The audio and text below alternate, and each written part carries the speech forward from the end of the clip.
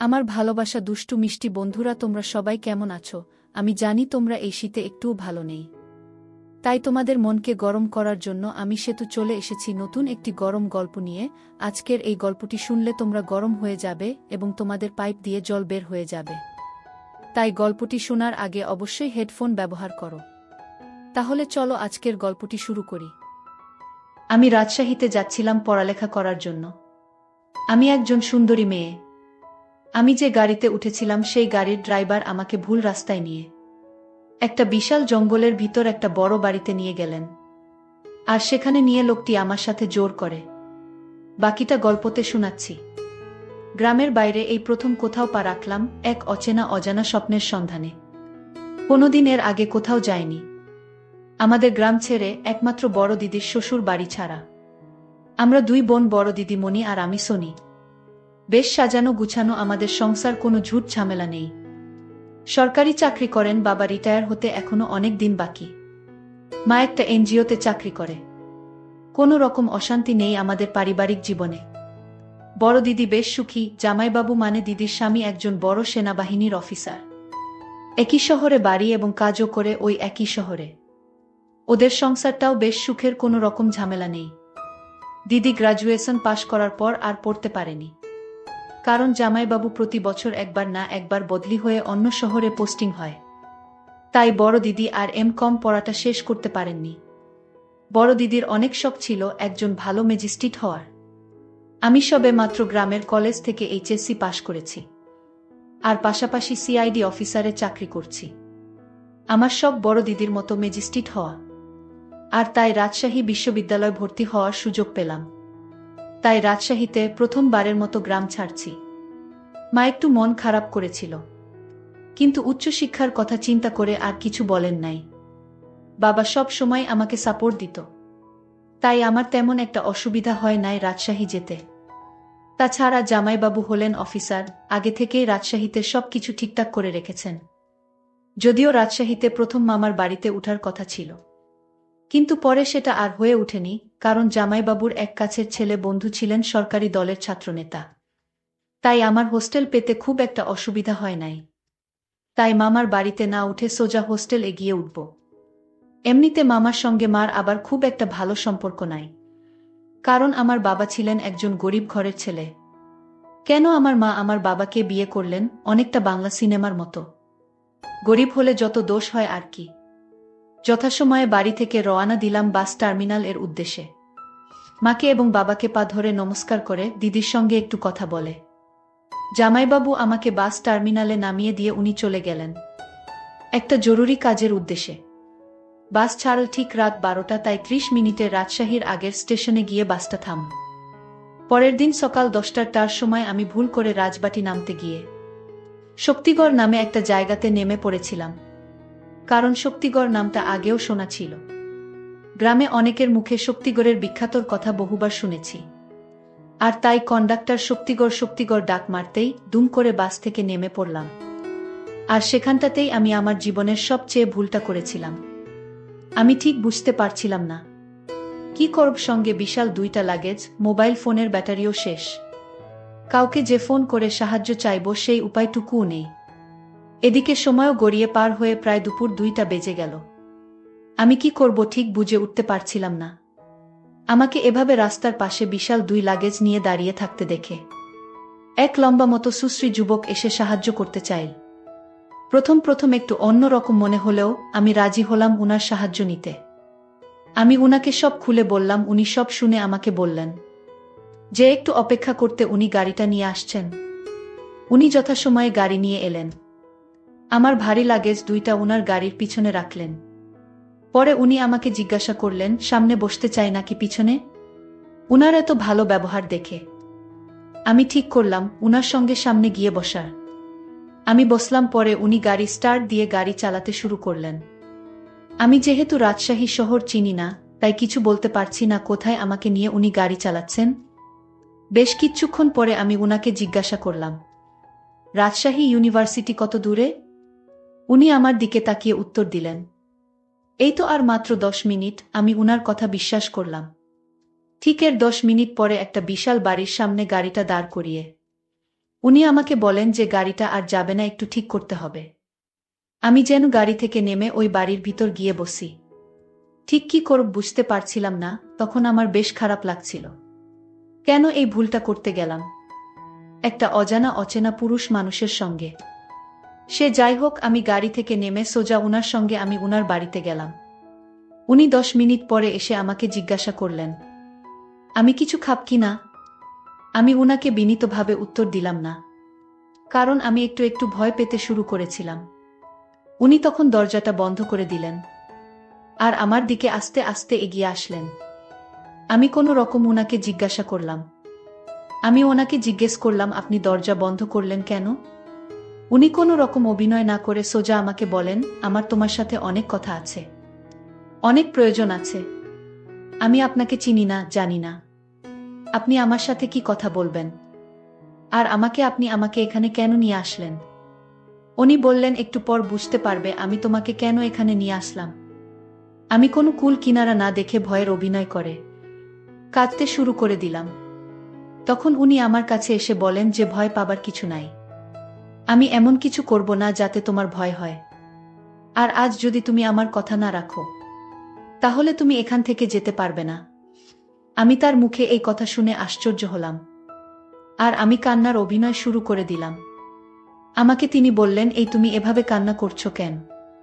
আমার একটা ছোট্ট কথা রাখো, আমি সকালে তোমাকে রাজশাহীতে পেছে দিব। আর যদি তুমি আমার কথা না রাখো তাহলে তোমার অনেক বিপদ হবে। আমি বললাম, আপনার কি কথা? উনি বললেন, তোমার বিয়ে হয়েছে। আমি বললাম, না। আমার বিয়ে কথা আপনি জিজ্ঞেস করলেন কেন? উনি বললেন, তোমার যদি বিয়ে হতো তাহলে তোমার স্বামীর সাথে কি করতে? আমি তার কথা শুনে বললাম, কি আর করতাম, আপনিই বলুন। বোকা মেয়ে, বিয়ের পর স্বামীর সকল কথা রাখতে হয়। লোকটার কথা শুনে আমার মনে হচ্ছিল তার গালে 2টা জোরে থাপ্পড় মেরে দেই, কিন্তু আমি তো এখন অসহায়। আমার পাশে কেউ নাই। আমি যদি এখন ওনার সাথে খারাপ ব্যবহার করি তাহলে ওনার ঠিক উদ্দেশ্যটা আমি বুঝতে পারবো না। উনি আমাকে জিজ্ঞেস করলেন, কি ভাবছো? আমার কথা কি তোমার কানে যায় না? আমি বললাম, আমি খুব অসুস্থ, সারাদিন গাড়ি করে আসলাম, এখন আমার শরীর অনেক ক্লান্ত। ঠিক আছে, আপনার কথা আমি বুঝতে পারছি, আমি রাখবো আপনার কথা, কিন্তু আজ নয়। আজ আমি অনেক ক্লান্ত। লোকটি বলল, তাহলে কাল কিন্তু তুমি যেতে পারবেন না। কাল তোমার এখানেই থাকতে হবে। আর তারপর দিন আমি আপনাকে রাজশাহীতে পৌঁছে দিব। আমি তাকে মিথ্যা সান্ত্বনা দিয়ে বললাম, ঠিক আছে, আমি কাল আপনার কথা রাখব। আমার মনে মনে প্ল্যান তৈরি হলো, কাল যে করে হোক এখান থেকে পালাতে হবে। আল্লাহ আল্লাহ করে আজ রাতটা শেষ হোক। উনি তখন আমাকে কিছু খাবার এনে দিলেন। আমি বললাম, আমি খাবো না। উনি বললেন, আপনার শরীর অনেক ক্লান্ত, কিছু না খেয়ে ঘুমালে শরীর আরো দুর্বল হয়ে পড়বে। আমারও পেটে অনেক ক্ষুধা লেগেছিল, আর তাই রুটির সাথে তরকারি দিয়ে খেয়ে নিলাম। উনি পাশের রুমে গিয়ে শুয়ে পড়লেন আর আমাকে বললেন, আপনার কোনো কিছুর প্রয়োজন হলে আমায় ডাক দিবেন। আমি মাথা নেড়ে সম্মতি দিলাম। তারপর সকাল হলো। আমি ভাবতে থাকলাম কি করে এখান থেকে পালানো যায়। আমি কিভাবে ধোকা দিয়ে পালানো যায় সেই চিন্তায় মগ্ন। সকালে লোকটি আমার রুমে এসে বলল, এই মেয়ে, দৌড় ফ্রেশ হয়ে খেয়ে নাও। আমি তাকে জিজ্ঞেস করলাম, আপনার বাড়িতে আর কে কে থাকে? লোকটি বলল, এটা জানার তোমার দরকার নেই। আমি বললাম, ঠিক আছে, আপনি বাহিরে যান, আমি ফ্রেশ হয়ে খেয়ে নিচ্ছি। লোকটি তখন তার রুমে চলে গেলেন। চলে যেতেই আমি ফ্রেশ হয়ে নিজের লাগেজগুলোর ভিতরে কিছু টাকা ছিল, টাকাগুলো নিয়ে নিলাম।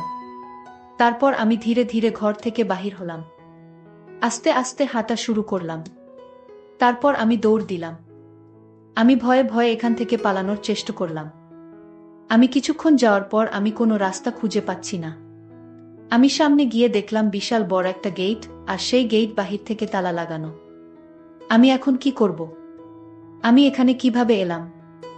আমি তো গাড়ি দিয়ে ভিতরে আসছিলাম, এখন তো বাহির হতে পারছি না। লোকটি আমাকে ঘরে না পেয়ে আমাকে খুঁজতে শুরু করলো। লোকটি জানে আমি কোন দিকে আসছি, আর তাই তো উনি আমাকে সহজে খুঁজে বের করে ফেললেন। আর আমায় বললেন, আপনার সাহস তো কম না, আপনি পালিয়ে যেতে চাইছেন। যান, কিভাবে পালিয়ে যাবেন?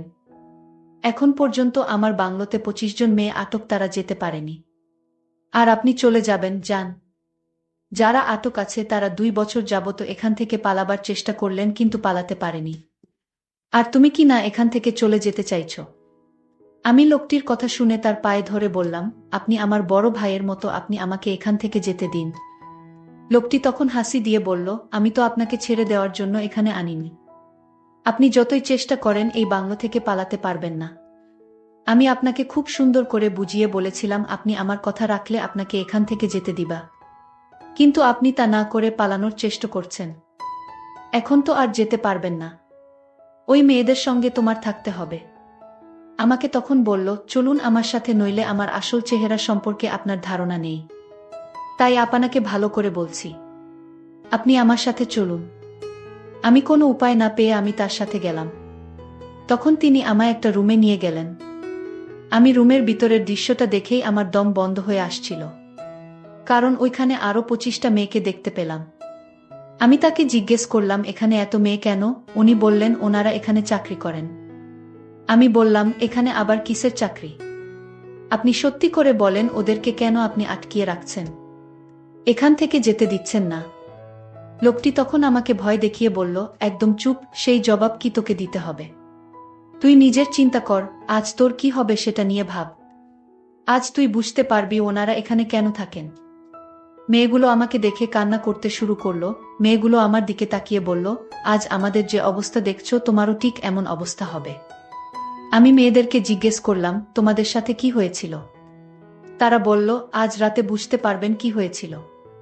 তাদের কথা শুনে মনে হচ্ছে তারা ওদের ভয়ে এখানে রয়ে গেছে। আমি মনে মনে চিন্তা করলাম, আজ রাতে কি ঘটবে আমার সাথে আল্লাহ জানে। আমার তো খুব ভয় হচ্ছে তাদের মুখের কথা শুনে। আমি তো এখান থেকে পালাতেও পারবা না। মনে মনে ভীষণ চিন্তা হচ্ছিল। সন্ধ্যা ঘনিয়ে আসছে। আমার মনের ভিতর ভয় বেড়ে চলেছে। আমি কেন গাড়ি থেকে নামতে গেলাম? আজ যদি আমি গাড়ি থেকে না নামতাম তাহলে হয়তো আজ এমন বিপদে পড়তে হতো না। নিজের একটা ভুলের জন্য আজ আমার এমন পরিস্থিতি।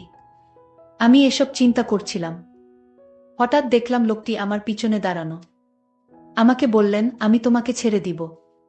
তবে আমার একটা কথা ছিল, যদি আমার কথা যথাযথভাবে পালন করো তাহলে তাদের মতো তোমার অবস্থা হবে না। আমি বুঝেছিলাম লোকটা আমার সাথে মিথ্যা কথা বলছে। আমি অসহায় অভিনয় করে বললাম, সত্যি আমাকে এখান থেকে যেতে দিবেন? যদি আমাকে ছেড়ে দেন তাহলে আপনার প্রতি আমি সারা জীবন কৃতজ্ঞ থাকিব। লোকটি বলল, এখন রুমে আসো। আমি রুমে যেতেই লোকটি দরজাটা বন্ধ করে দিল। আমি বললাম, দরজা বন্ধ করলেন কেন? লোকটি বলল, রাতে কি কেউ দরজা খুলে রেখে ঘুমায় নাকি? চোর এসে ঘরের জিনিসপত্র সব নিয়ে যাবে। আমি বললাম, তাহলে আপনি রুম থেকে বের হন। উনি বলল, আমি তো রুম থেকে বের হওয়ার জন্য রুমে আসিনি। আমি লোকটিকে বললাম, আপনি আমায় দয়া করুন, আপনি এখনই রুম থেকে বের হন। লোকটি তখন আমায় বলল, আর একটা কথা বলবি না, একদম চুপচাপ থাকবি। আর আমি এখন যা বলবো তা পালন করবি। আমি লোকটিকে ধমক দিয়ে বললাম, এই তুই আমায় চিনিস আমি কে? লোকটি বলল, তোকে চিনে আমার দরকার নাই। আমি এখন যা বলবো তা যদি না শুনিস তাহলে এখনই বুঝতে পারবি তোর কি অবস্থা হবে। আমি লোকটি বললাম, শয়তান, তোর চিন্তা কর তোর অবস্থা এখন কি হবে। আমি আমার পকেট থেকে আমার কার্ডটি বের করে দেখালাম। সে আমার কার্ড দেখে চমকে উঠল। তুই হয়তো চিনিস না আমি কে। আমার পরিচয়, আমি একজন সিআইডি অফিসার। আমি এতদিন এখানে যা করেছি, গাড়ি থেকে শুরু করে এই পর্যন্ত, সব আমার অভিনয়। আমি তোর আসল রহস্য খুঁজে বের করার জন্য তোর সাথে নাটক করেছি। লোকটি আমার কথা শুনে বলল, আম্মা, আমায় মাফ করে দেন। আমার কোনো দোষ নেই। ওই রুমে যে মেয়েগুলো বন্দি দেখলেন তা আমি করিনি। আমার বস করেছে। সে প্রতি মাসে মেয়েদের পাচার করে। আমি লোকটিকে বললাম, তোর বসকে আসতে বল। লোকটি তার বসকে আসতে বলল। তার বস আসতে তাকে আমি হাতকড়া পরিয়ে জেলে নিয়ে গেলাম। আর বন্দি মেয়েদেরকে তাদের বাবা মায়ের কাছে যেতে দিলাম। বন্ধুরা, আজকের গল্পটি কেমন লাগলো তা অবশ্যই কমেন্ট করে জানাবেন। আর হ্যাঁ বন্ধুরা, এরকম নতুন নতুন গল্প পেতে আমার চ্যানেলটিকে সাবস্ক্রাইব করে পাশে থাকবেন। ধন্যবাদ।